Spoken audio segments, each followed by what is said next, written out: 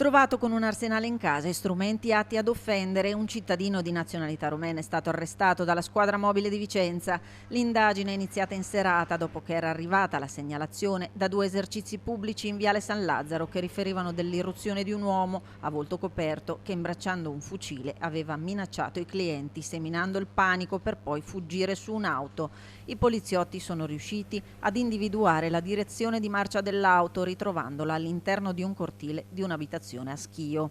Trovata la dimora del sospettato è scattato così il blitz. Entrati da una porta finestra aperta lo hanno immobilizzato. La perquisizione ha portato alla scoperta di 8 fucili da caccia, tra cui doppiette ed un semiautomatico per i quali sono in corso accertamenti per risalire alla loro provenienza. Sono state sequestrate munizioni, 2 accette, una mazza da baseball, un coltello, una bomboletta di spray al peperoncino, un passamontagna e diversi attrezzi atti allo scasso. Appoggiati ad una sedia anche gli indumenti che risulterebbero corrispondenti a quelli utilizzati durante l'irruzione nei 2 locali pubblici di Vicenza.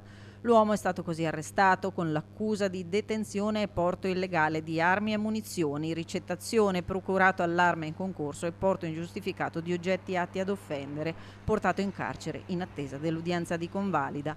La polizia sospetta il coinvolgimento di un complice, per cui sono ancora in corso indagini serrate.